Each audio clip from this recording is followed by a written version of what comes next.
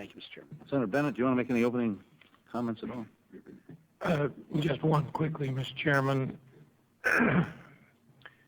You go back to the Dutch and tulip time.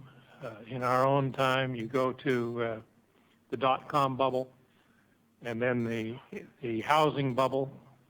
It seems we never learn that things that are too good to be true are.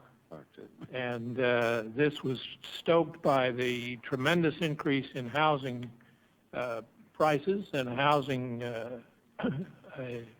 assessments, appraisals, and they got very much out of hand, and then everybody came to the same conclusion the Dutch did in the 1600s, that the price of tulips is never going to come down.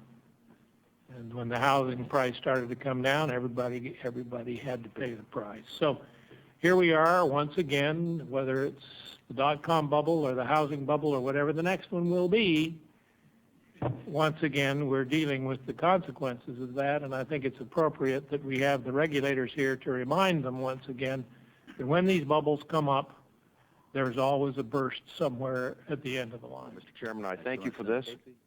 Senator Bennett, I want to thank you for your comments about the tulip bubble.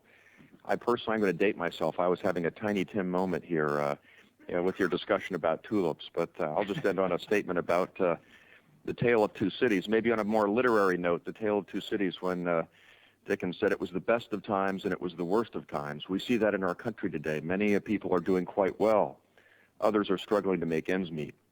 We see the manifestations of the latter here today, and we're gathered to do something about it, Mr. Chairman, and I thank you for that. Thank you very much. Mr. Chairman, thank you, and thank you for calling the hearing. I'll be very brief. I want to thank those witnesses who are here for your testimony today.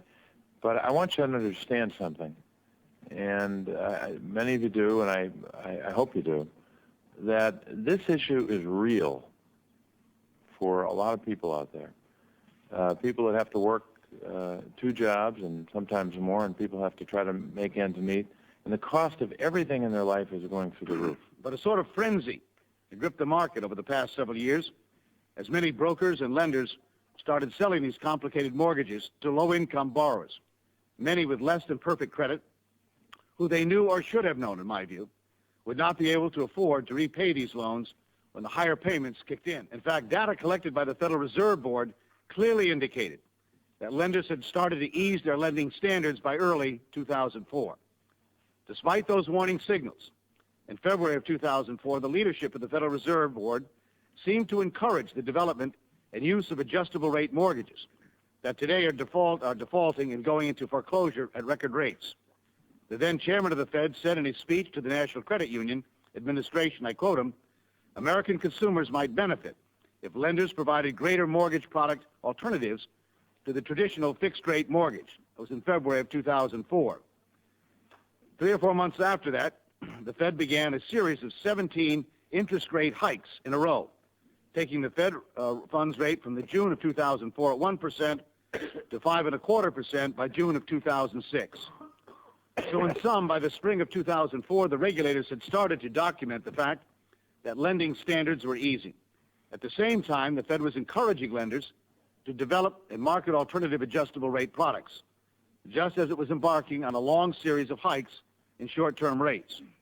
In my view, these actions set the conditions for almost a perfect storm that is sweeping over millions of American homeowners today.